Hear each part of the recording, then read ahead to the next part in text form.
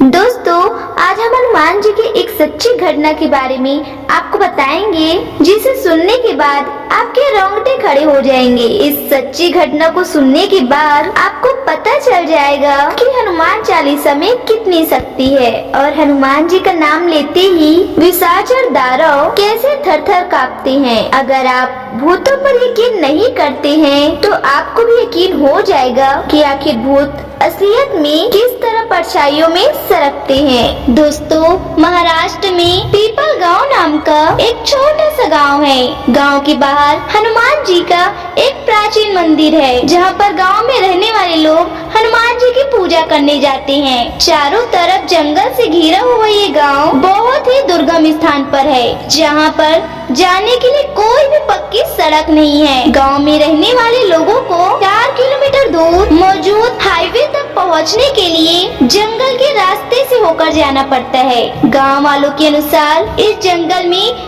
कई प्रकार की दुष्ट शक्तियों का वास है। साथ ही यहाँ पर कई तांत्रिक क्रियाएं भी होती आई है, इसलिए जंगल में कोई भी अकेले नहीं जाता। कई बार तो जंगल के रास्ते से जाते समय लोगों पर बुरी शक्तियों का प्रभाव पड़ जाता है या फिर आत्माओं द्वारा पीछा करने की घटनाएं दिखाई देती है। जैसे ही वो हनुमान मंदिर के समक्ष आते हैं तो ये बुरी शक्तियाँ उनका पीछा छोड़ देती है। इसी कारण गांव के लोगों ने हनुमान जी के चमत्कारों का कई बार अनुभव किया है। हनुमान जी के मंदिर के कारण कोई भी बुरी शक्ति गांव में प्रवेश नहीं कर सकती। इस वीडियो में ऐसे ही एक चमत्कार के बारे में हम आपको बताएंगे।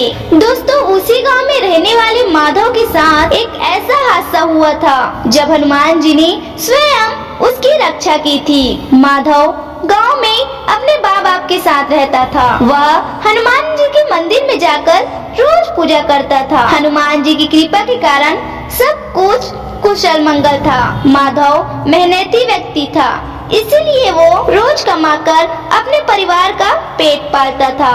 एक दिन माधव के पिताजी को किसी काम से बाहर जाना पड़ा, इसीलिए वो जंगल के रास्ते से ही अकेले पैदल चले गए और शाम को लौटते वक्त उसी गांव की ओर वापस आने लगे। तभी उन्हें रास्ते में एक ऐसा महसूस हुआ कि कोई उनका पीछा कर रहा है। डर के मारे माधव के पिताजी का पसीना छूटने लगा। वे दौड़ते हुए गांव में वापस आ गए, लेकिन गांव में पहुंचने के बाद उनकी तबीयत अचानक से बहुत ही खराब हो गई। उन्हें बहुत तेज बुखार आ गया था। अपने पिता की तबीयत खराब देखकर माधव चिंता में पड़ गया। गांव वालों ने माधव को वैद्य को बुलाने को कहा, लेकिन रात बहुत हो गई थी और जंगल के रास्ते से रात को जाना बहुत ही खतरनाक था। रात के समय बुरी शक्तियों का प्रभाव जंगल में अधिक रहता है, इसलिए उसकी पत्नी माधव को जाने नहीं दे रही थी। लेकिन माधव को हनुमान जी पर पूरा भरोसा था, इसलिए उसने फैसला किया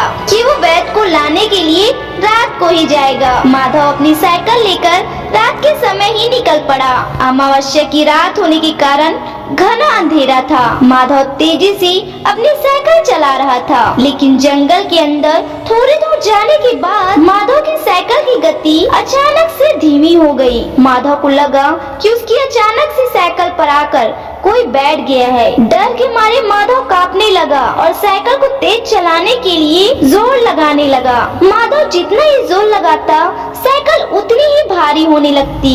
थोड़ी दूर जाने के बाद अचानक से कुछ टूटने की आवाज आई और साइकिल रुक गई। माधव ने साइकिल से उतरकर देखा कि साइकिल का टायर फट गया है, तो माधव खींचते हुए साइकिल को ले गया। तभी अचानक से उसे किसी ने आवाज लगाई, रुक जा माधव, मैं तुझे आगे जाने नहीं दूंगा। तेरा बाप मेरा दोस्त है और मैं तुझे उसकी जान नहीं बचाने दूंगा। माधव ने पीछे मुड़कर देखा तो वहाँ पर कोई नहीं था। माधव ने कहा, कौन हो तुम?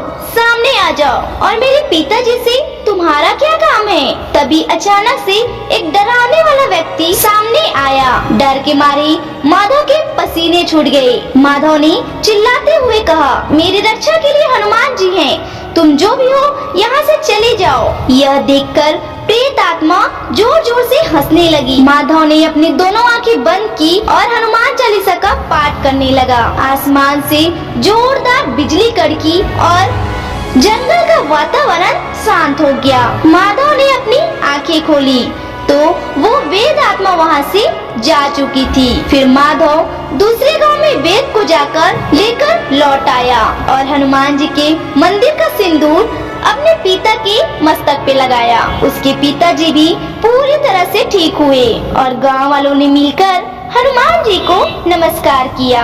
आज भी गांव वाले हनुमान जी को बहुत मानते हैं। तो दोस्तों, ये घटना आप लोग को कैसी लगी हमें कमेंट बॉक्स में जरूर बताएं। हनुमान जी के भक्त कमेंट में जय श्री राम अवश्य लिखें। धन्यवाद।